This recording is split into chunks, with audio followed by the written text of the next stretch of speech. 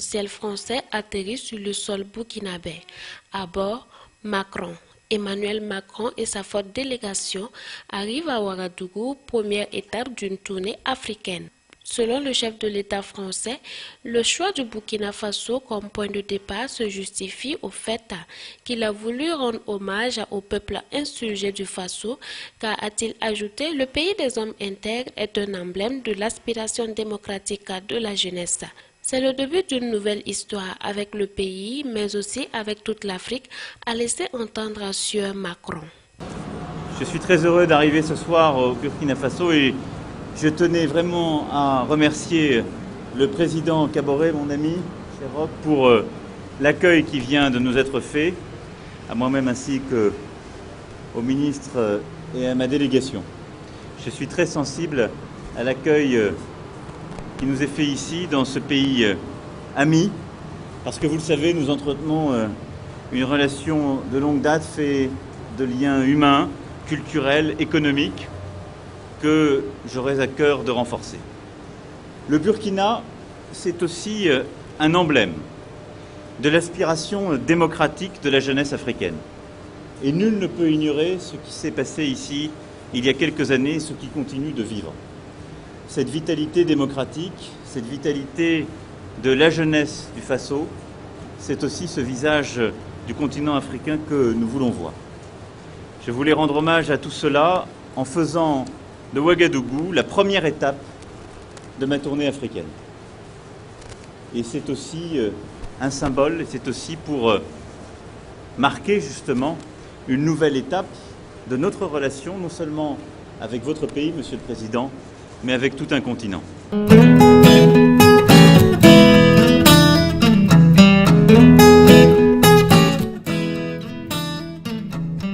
Acte 1 pour Emmanuel Macron.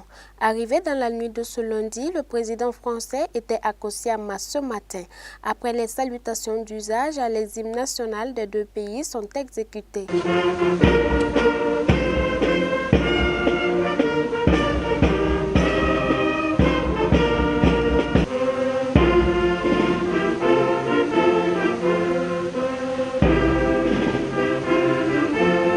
S'en est suivi un tête-à-tête entre les deux présidents, à l'issue duquel un compte-rendu faisant office de déclaration est fait à la presse nationale et internationale fortement mobilisée.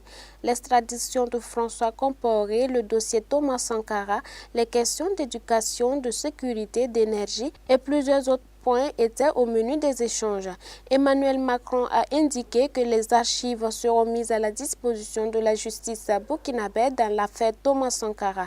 En outre, il a condamné avec la dernière énergie la traite négrière entre griffes que vivent les migrants en Libye. Quand on parle à colonisateur, colonisé, le président français y voit des choses du passé que la jeunesse africaine doit mettre dans les décombres de l'histoire et s'éveiller afin de passer à autre chose.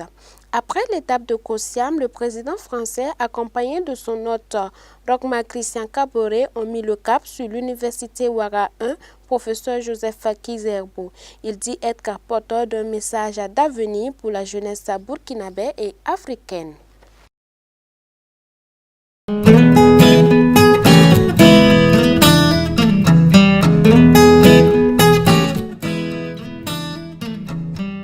Nous avons eu entre la délégation française et la délégation burkinabé un échange très fructueux, aussi bien sur tous les sujets qui concernent la coopération entre nos deux pays, qu'elle soit économique, qu'elle soit politique, qu'elle soit au plan, je dirais, de nos relations internationales et des préoccupations du moment, que sont les questions relatives à l'immigration, les questions qui sont relatives également à des questions pendantes au Burkina Faso, notamment la question du déclassement relatif au dossier Thomas Sankara, et également aussi des questions, je dirais, qui sont relatives aux récents dossiers concernant François Compaoré, et les questions de sécurité dans les pays du G5 Sahel et particulièrement au Burkina Faso. C'est pour dire que sur l'ensemble de ces différents points, je dois pouvoir dire que l'échange a été très fructueux, très participatif de part et d'autre. Et ces discussions se sont menées dans l'intérêt bien compris des deux pays et de nos deux peuples. Pentier de l'agence de presse Reuters, c'est une question qui s'adresse à la fois à M. Macron et à M. Caboret. Une grenade a explosé cette nuit, la nuit dernière, à Ouagadougou, blessant 3 personnes.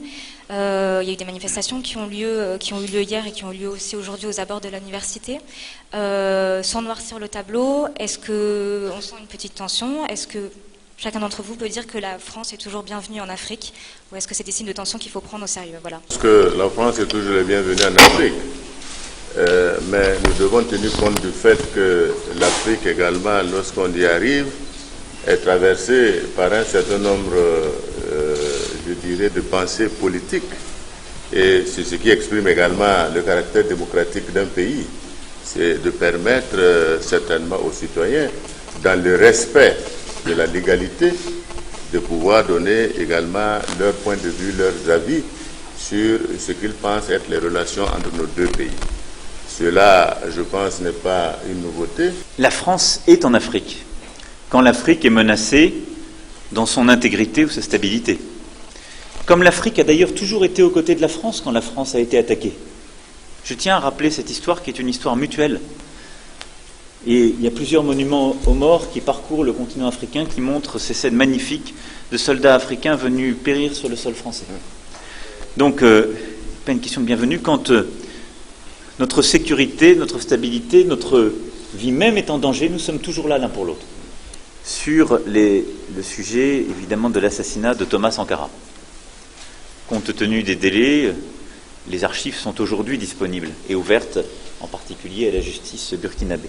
La question se pose pour tous les documents qui sont classifiés et les documents qui sont couverts par le secret défense nationale, seuls qui ne sont pas consultables au-delà des 25 ans. J'ai pris un engagement clair, je peux le rendre public aujourd'hui, c'est que ces documents seront déclassifiés pour la justice burkinabé. Du cas de François Compaoré, il a été, comme vous le savez, interpellé en France le 29 octobre dernier à son arrivée sur le territoire français. Son interpellation est le résultat d'une coopération exemplaire entre nos deux justices, lesquelles sont toutes deux, comme vous le savez, indépendantes. Il a depuis été mis sous contrôle judiciaire. Il lui est interdit de quitter le territoire et il doit se présenter régulièrement à la police française. Les autorités burkinabées ont rapidement fait parvenir une demande d'extradition. Il appartient donc à la justice française de rendre sa décision. Pour ma part, je ferai tout pour faciliter celle-ci. On est dans un pays où la jeunesse est forte. Cette jeunesse, elle n'a jamais connu la colonisation. Il faut qu'elle sorte des représentations des aînés qui, eux, ne veulent pas sortir de la colonisation. Ce sont les mêmes qui se tournent vers la France dès qu'il y a un problème, en disant « il faut venir nous sécuriser ici ». Ce sont les mêmes journalistes, politiques, intervenants qui disent, dès qu'il y a un problème partout en Afrique, « que pensez-vous de ceci ou de cela ?» comme si nous étions encore puissance coloniale. Et puis qui, le jour d'après, se retournent vers la France en lui disant « que faites-vous ici ?» Il faut sortir de ces traumatismes du passé. L'histoire commune, elle a des plis et des replis. Je l'ai toujours assumé, je vais leur parler d'avenir. Parce que ça n'est ni la colonisation, ni le discours contre la colonisation qui donnera une éducation, un travail, à manger, un avenir et de l'espoir à la jeunesse du Burkina Faso comme du reste de l'Afrique. Voilà ma détermination, en sortir. Parce que j'appartiens à une génération comme celle que j'aurai en face de moi qui n'a pas vécu cette page. Quelle est la politique, pour ma part, que j'ai constamment menée et souhaité voir menée par l'Union européenne en Libye? D'abord, œuvrer à la stabilisation politique. C'est l'objet de la réunion de la Celle-Saint-Cloud en juillet dernier, où nous avons rapproché le président Sarraj et le maréchal Haftar, qui a permis de dégager une feuille de route, la première qu'ils ont l'un et l'autre agréée, et qui est la condition de possibilité d'une stabilité politique, sans laquelle rien ne peut se faire. On ne peut pas, dans ce contexte-là, demander à la Libye de gérer toutes les problématiques et toutes les grandes difficultés dans lesquelles elle se trouve plongée. J'ai, comme vous, été profondément choqué par les images atroces que nous avons vues, qui sont des images de traite humaine et d'esclavagisme contemporain. La France condamne avec la plus grande force ce qui est un crime contre l'humanité.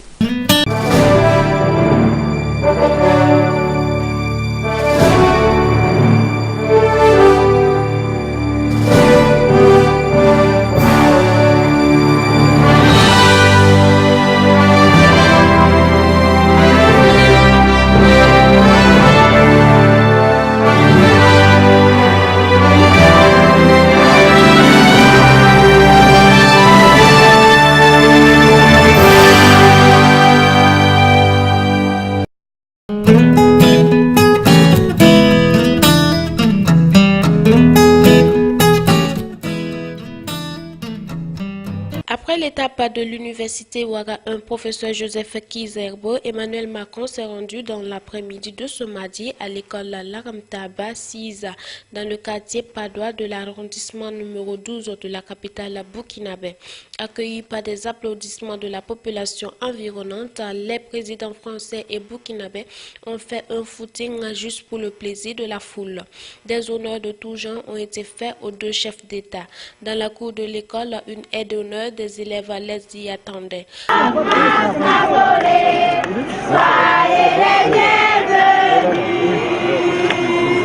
Entretien avec les écoliers, les élèves et le corps enseignant du CEG Laramtaba étaient au menu de la visite. Après que les deux présidents aient effectué un tour dans les salles de classe de l'établissement, la directrice de l'école Kumbu Ilboudo a présenté l'état des lieux du sujet à ses deux visiteurs spéciaux. Avec un effectif de 715 élèves, dont 318 garçons et 397 filles, cette école a vu le jour en octobre 1985 et depuis lors que de résultats engrangés. Le dernier en date est celui des résultats du CEP de l'année scolaire 2016-2017 qui fait état d'un taux de réussite de 95%. En outre, la directrice de l'école a émis le souhait d'un jumelage de son établissement avec une école française. Les deux chefs d'État ont laissé des mots d'encouragement et d'engagement dans le livre d'or de l'école.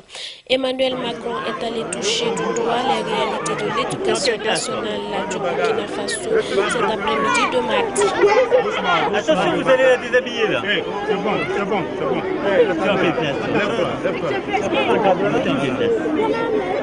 Arrêtez-vous. Restez.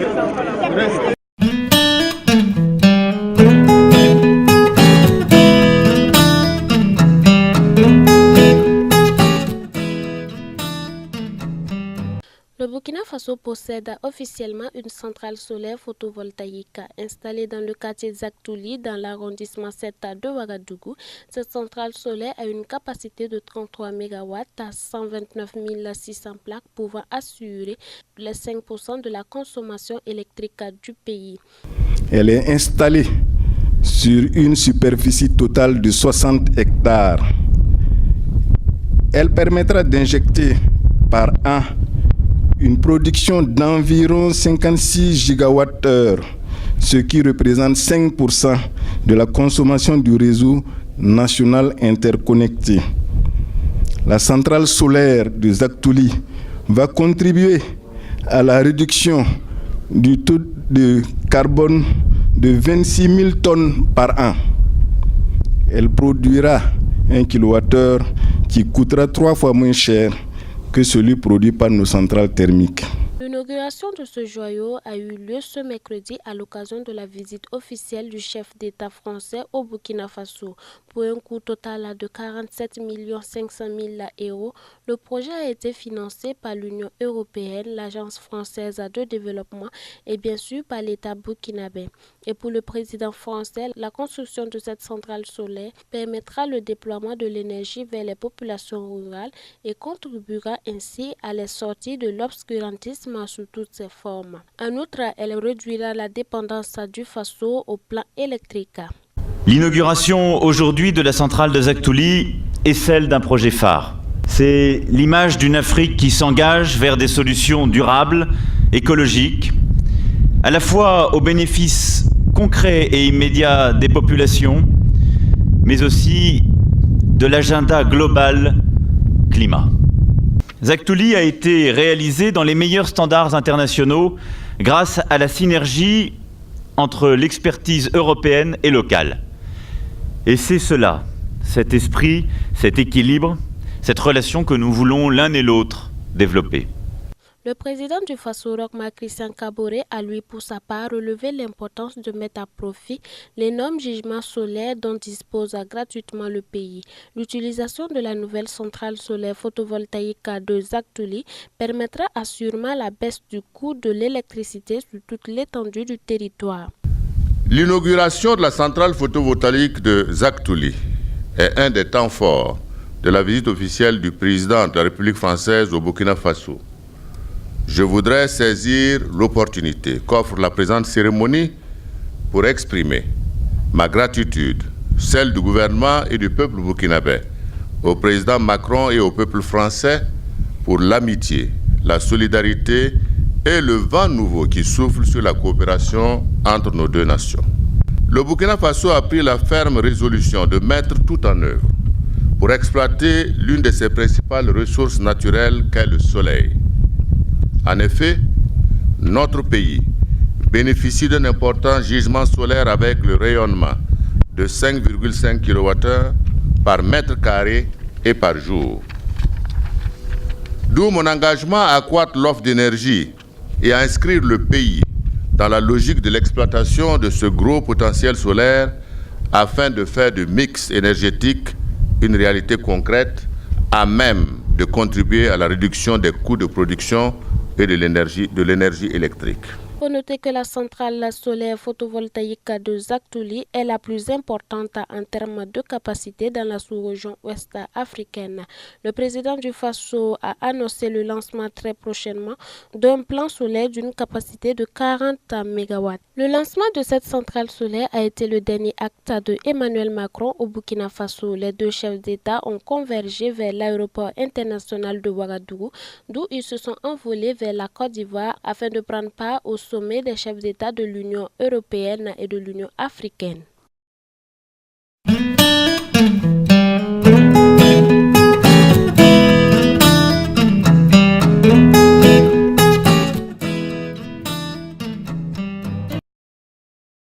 La 12e édition des Journées nationales du refus de la corruption JNRC est marquée par le 20e anniversaire du réseau national de lutte anticorruption RENLAC. L'information a été rendue publique au cours d'une conférence de presse animée par le dit réseau.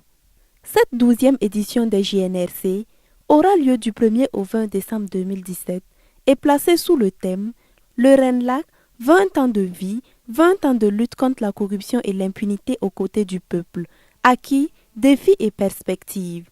Le but ultime est de contribuer à renforcer davantage l'éveil des consciences de la population dans la lutte contre la corruption et l'impunité des crimes économiques. Le secrétaire exécutif adjoint nous fait le point du bilan des 20 ans de lutte. Le RENLAC, bon an, mal an, a réussi quand même à faire passer son message anticorruption lors des éditions passées.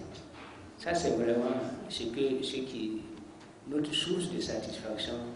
C'est ça, c'est le fait que nous réussissons à faire passer le message. Et nous pensons aussi qu'il y a des impacts. Et comme nous l'avons dit, si aujourd'hui les gens de plus en plus, et les consciences s'éveillent, si aujourd'hui de plus en plus les gens commencent à dénoncer, c'est en partie aussi notre contribution. Les activités marquant la 12e édition des JNRC et le 20e anniversaire du RENLAC auront lieu à Ouagadougou au siège et dans les localités des régions du centre-ouest, de l'est, des hauts-bassins, du nord et du sud-ouest, abritant les 5 comités régionaux anticorruption CRAC. Un symposium sur les 20 ans de vie du RENLAC se tiendra au siège et placé sous le thème « Le RENLAC d'hier à demain ». Il faut noter que ce symposium réunira les représentants des organisations membres des CRAC et des personnes ressources du RENLAC. 20 ans de lutte, les défis ne manquent pas, selon le RENLAC. L'un de nos plus grands défis, c'est que les citoyens burkinabés n'aiment pas dénoncer la corruption. C'est vrai que les langues se délient un peu, parce que si vous avez remarqué, en tout cas, courant 2017, on ne pouvait pas faire une semaine dans la presse sans voir un cas. Et c'est des centaines de millions, parfois des milliards. Donc ça veut dire que non seulement la corruption existe, mais de plus en plus, il y a des gens qui sont en train de se convaincre qu'il faut la dénoncer. Ça, c'est vraiment un de nos défis. Si les Burkinabés ne sont pas prompts à dénoncer, parce que soit c'est leur cousin, soit c'est... Bon, il y a beaucoup de tares, souvent des pesanteurs qui font que, bon, même quand vous connaissez le corrompu, vous ne voulez pas apparaître comme celui par lequel le mal arrive. Le RENLAC reste convaincu que le combat contre la corruption constitue une lutte qu'il doit remporter avec l'appui, l'engagement et la détermination de tous les partenaires nationaux et internationaux, en particulier ceux du panier commun et les médias.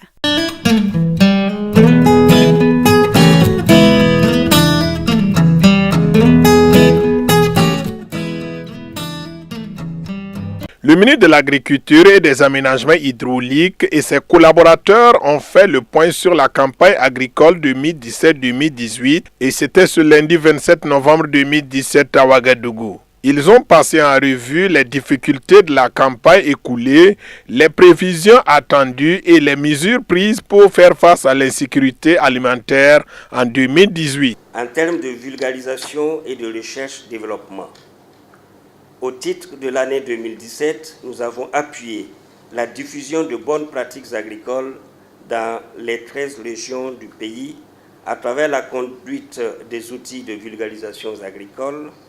Chaque école, champs-écoles de production, parcelles de démonstration et parcelles vitrines de producteurs.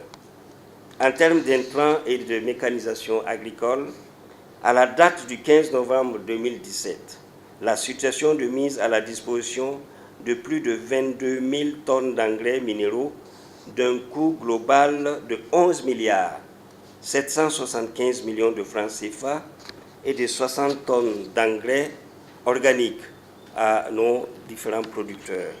Selon le premier responsable de l'agriculture, 620 394 personnes risquent d'être en insécurité alimentaire en 2018. Cette prévision céréalière a permis au ministre de l'Agriculture et des Aménagements hydrauliques de classer les 45 provinces du Burkina Faso en 3 catégories en fonction de la gravité des difficultés rencontrées pendant la campagne agricole et de la prévision céréalière attendue. 17 provinces déficitaires.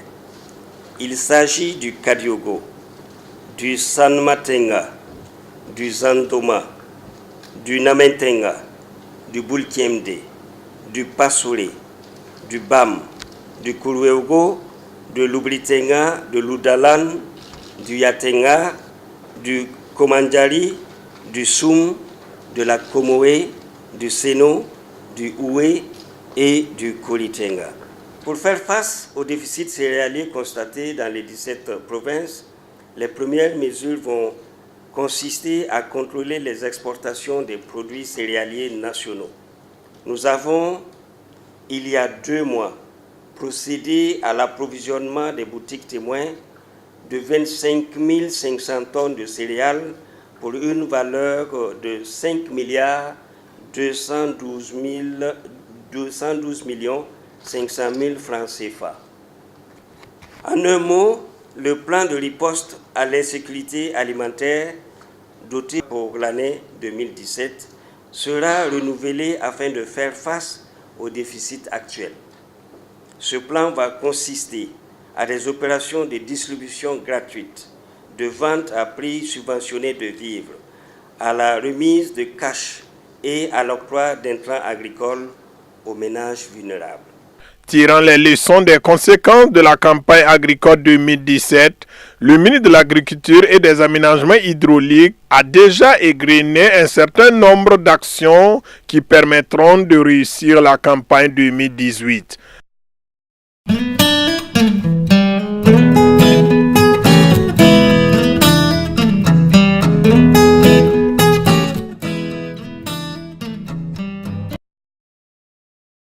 Les OSC en Afrique constituent le terreau fertile d'initiatives de développement grâce aux nombreuses activités sociales, économiques voire politiques menées.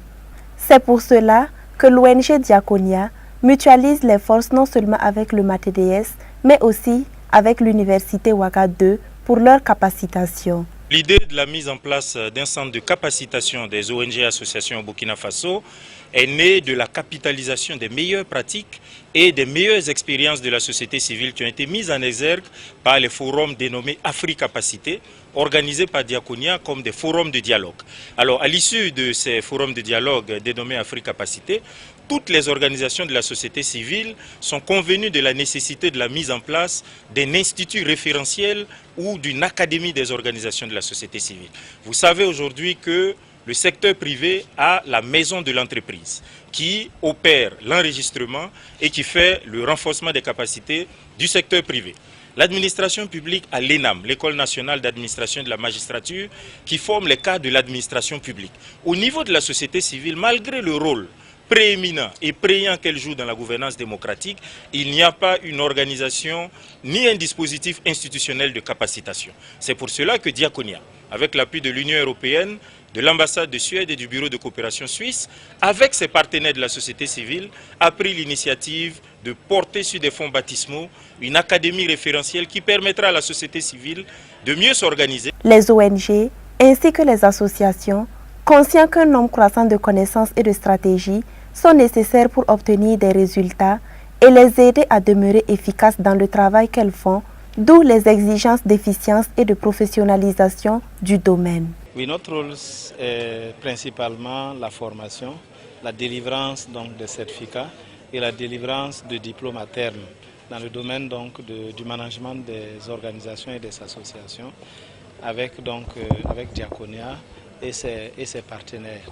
Donc ce que nous avons déjà fait pour cette première phase qui consiste donc à renforcer les capacités de leaders de la société civile et des ONG et des associations, c'était déjà de mettre en place donc, le programme de formation en partenariat avec Diaconia et les organisations dans le sens donc, de leur dispenser une formation utile et correspondant vraiment à leurs besoins.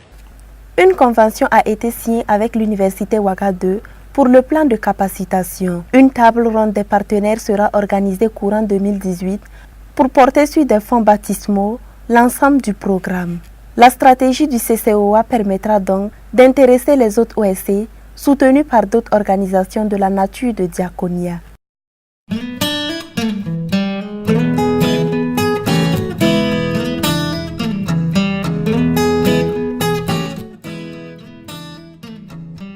Dans le but de renforcer les capacités d'expression et de communication par l'image des jeunes, l'Institut Imagine a lancé un projet dénommé Cinépod qui a permis la formation des très jeunes formateurs nationaux en cinéma et audiovisuel et le renforcement des capacités d'expression et de communication par l'image de 60 jeunes filles et garçons issus des 5 villes du Burkina que sont Dédougou, Fadangourma, Koudougou, Kaya et Waïguya. Ainsi, Cinépod ambitionne valoriser la production d'images en provenance des centres urbains secondaires grâce au financement de l'ambassade royale du Danemark. Cinépod signifie cinéma de poche pour le développement et dans notre esprit, c'est de former des gens à être capables d'utiliser le langage des images pour raconter des histoires de tous les jours. Que ce soit des histoires documentaires, parce que même le documentaire c'est une histoire, puisqu'on construit dans sa tête et on monte, ou des histoires de fiction, ou même des reportages qui témoignent de l'activité des populations. Et nous avons voulu, pour la première fois, délocaliser ces formations dans des villes à l'intérieur du Burkina. Pour l'instant, nous n'avons été capables que de le faire dans 5 villes différentes, et nous avons eu 12 personnes dans chacune de ces villes qui ont voulu apprendre à la fois le maniement de la caméra, le son, le montage, et ils sont en même temps formés pour diffuser les films qu'ils font. Donc l'idée est de dire que la citoyenneté, c'est quelque chose qui s'acquiert. La capacité de témoigner de sa vie et de la vie de sa communauté, c'est quelque chose qui s'apprend. Le programme a débuté le premier semestre de l'année 2016 et s'achève en décembre 2017 avec l'organisation de 5 festivals régionaux dans les différentes villes ciblées. L'événement majeur du programme Cinépod est l'organisation d'un festival national du 19 au 22 décembre 2017 à Ouagadougou, dont les différents films produits seront en compétition. Il n'y a pas un immense festival comme on peut avoir, le FESPACO certes pas, mais même d'autres festivals, l'Africa Doc et tout, parce que c'est un début. Nous faisons quelque chose à la hauteur, à la mesure de ce projet qui a été soutenu par le Danemark. Et j'en profite pour remercier ce pays qui a accompagné le projet et on espère qu'on sera en mesure de continuer cela dans le futur. Des films en lice, nous avons entre autres le portrait d'une veuve réalisé dans la ville de Dedougou où Ramongo, la boisson des rois, produit à Kaya.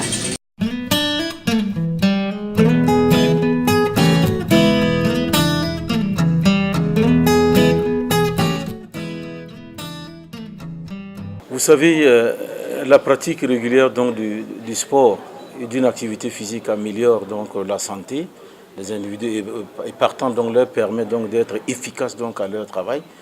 Donc nous avons tenu dans cette CASEM justement donc, de mener la réflexion donc, sur le sport pour tous qui à une époque, hein, c'était le sport de masse qui a été très très bien apprécié par les populations. Nous-mêmes en son temps on était étudiants. Donc vous savez, ce programme a été bien suivi, mais au fil des années, donc, il a perdu donc, toute sa portée. Et il y a eu des efforts depuis 2006 qui avaient été entrepris et nous poursuivons au niveau du ministère donc, des Sports. Et nous voulons reprendre donc, cette popularité qu'avait eu donc, le sport pour tous. Donc des propositions ont été faites donc, pour booster, donc, pour amener tous les Burkinabés donc, à pratiquer donc, le sport donc, partout où ils sont. Notamment, comme vous savez, là, au niveau de la disponibilité, donc disponibilisation donc, des infrastructures sportives, qui a été notre cheval de bataille donc jusqu'à la fin du mandat présidentiel. Donc c'est ça qui nous importe. Aussi la formation donc, des cadres du ministère, donc des gens qui sont amenés à animer donc, et ce sport pour tous parce qu'il faut le sécuriser aussi. Ensuite, vous savez, dans les institutions, dans les ministères aussi, il faut mettre en place un service de sport donc, qui va inciter tous les agents à faire du sport de façon régulière. Donc, depuis la politique nationale du sport, qui est notre référentiel dorénavant, je pense que, vous savez, tous les jeudis, donc sera institué, donc à part tout le monde devrait sortir pour faire du sport. Donc dans le temps, je pense que 2 fois dans la semaine, il va falloir donc aller dans ce sens. Et aussi sensibiliser, faire une bonne communication. Je pense que c'est ça aussi dont nous avons besoin. Donc au niveau du ministère, donc, nous avons beaucoup parlé donc, de communication, de la sensibilisation donc, auprès donc, des populations. Aussi les parcours sportifs, donc ça c'est au niveau des infrastructures, vous le voyez. À Ouaga, on voit dans certaines artères, les gens font du sport. Donc il va falloir quand même mettre donc, ces parcours sportifs donc, dans des endroits, dans les hôpitaux, etc., dans les écoles, pour permettre aux gens donc, de pouvoir faire donc, leur sport.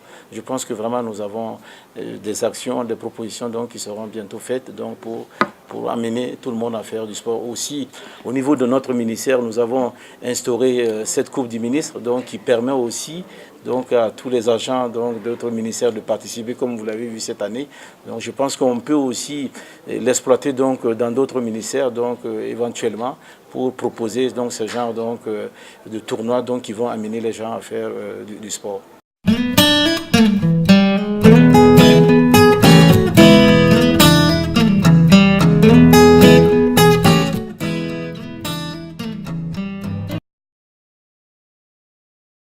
La première édition du salon e-commerce Ouaga se tient du 30 au 2 décembre. C'est dans le pavillon du Soleil Levant du Siao que le directeur du dit salon a procédé à l'ouverture. 3 jours durant, les acteurs des échanges électroniques s'engagent dans une aventure qui présente des gages de crédibilité. Cette première édition se tient sous le thème État des lieux du e-commerce et sécurisation des échanges électroniques au Burkina Faso. E-commerce Ouaga, c'est un espace agencé et qui va permettre de pouvoir trouver l'ensemble des solutions pour aller dans le e-commerce, que ce soit en termes de technologie, en termes d'optimisation, en termes de livraison express, en termes de services en tout genre. Et c'est un espace de rencontre publique et privée. Voilà l'importance du salon e-commerce Ouaga. Il faut noter que le commerce traditionnel doit mourir de sa belle mort avec la révolution des nouvelles technologies. De nos jours, des milliers de commerçants utilisent les services électroniques. Le président de l'ARCEP, parrain de l'activité, apprécie une telle initiative. Non, une très belle appréciation, une initiative vraiment à louer, à saluer, qui est une plateforme qui permet donc justement de permettre à tous ces acteurs nationaux de se rencontrer, partager et faire connaître leur savoir-faire. Donc avec la visite des différents stands que nous venons de réaliser, vous voyez comment est-ce que donc, bon, c'est vrai qu'on parle du commerce électronique, certains croient que c'est virtuel, mais la preuve est là, nous avons du talent, cette expertise nationale qui donc, bon, développe toutes ces initiatives et use en tout cas de tous les potentiels du numérique pour offrir des solutions innovantes pour la facilité de la vie de nos populations. À en croire les acteurs, quelques statistiques disponibles indiquent l'adhésion des compatriotes aux produits du commerce électronique. Mais pour garantir ce succès, le défi sera désormais d'améliorer la disponibilité et la qualité des services de communications électroniques et des postes. Pour ce fait, l'ARCEP s'y engage avec chacun de l'ensemble des acteurs, tant publics que privés.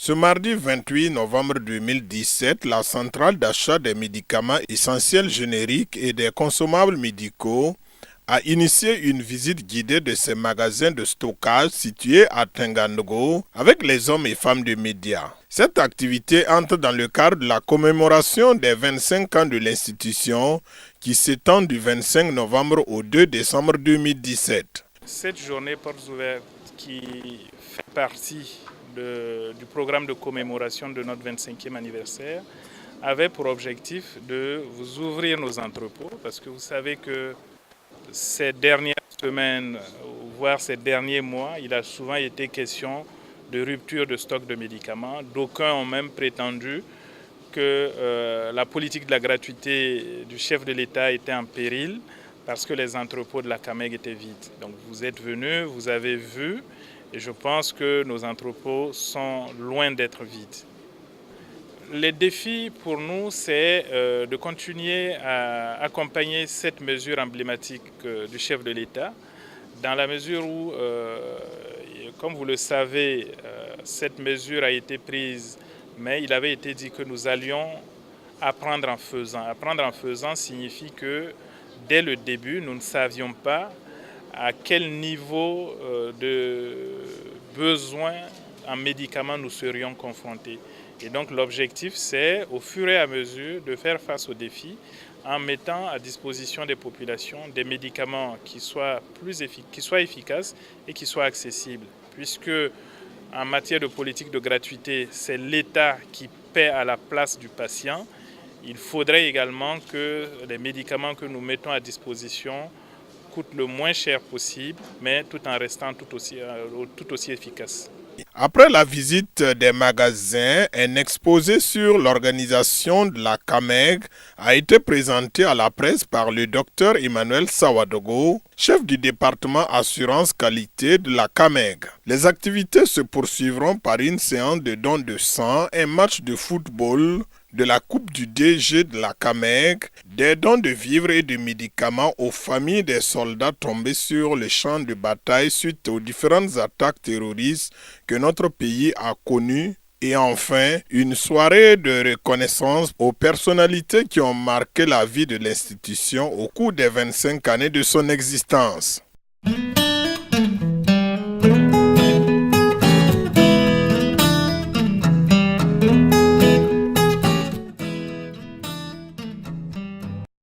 Un trophée plus la somme de 800 000 francs CFA est le prix de reconnaissance décerné aux deux lauréats que sont le docteur Eli Koumem et Florent Ilboudo à l'occasion de la 3e édition de Musique Hommage. Connus autrefois sous les noms de Kouga et Zouli, les deux récipiendaires ont su marquer leur époque par leur belle mélodie. Toute la cérémonie, les trophées, la présence des uns et des autres, c'est un encouragement parce qu'au-delà du souvenir des gens, il y a surtout que Dieu aussi se souvient de nous. Et si Dieu se souvient de ce qu'on a fait, eh bien, cela nous stimule, nous pousse à aller de l'avant parce qu'il comptabilise tout et il récompense tout. Je suis très heureux parce que je ne m'attendais pas à ça. Bon, pour moi, j'avais fini et je ne pensais plus chanter à 1 million comme ça. Peut-être avec des gens pour m'aider à mettre mes chants en souvenir, c'est tout. Mais pas des choses comme ça. Vraiment, je suis très content et je suis très reconnaissant.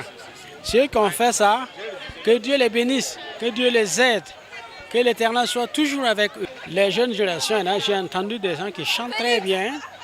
Il faut qu'ils restent dans la prière pour ne pas être embarqués par le diable hors de leur maison. Parce que si ils s'amusent à aller chanter dans les bars, c'est foutu pour eux. Il faut rester dans l'église.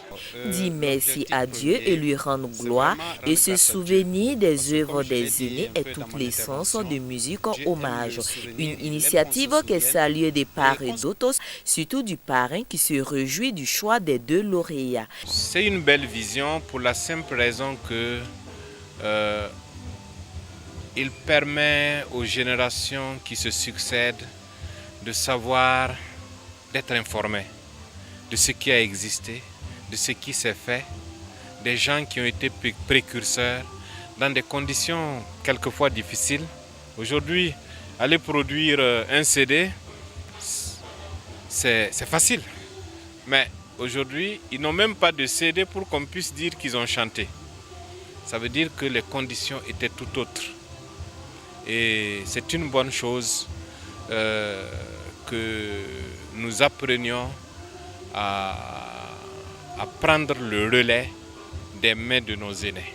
Cette soirée d'Action des Grâces a été un moment fort de rétro où les chanteurs de la jeune génération ont interprété des chants datant. Pour ajouter l'utile à l'agréable, les 2 récipiendaires ont baissé leur mélomane par le fredonnement du droit de leur mélodie.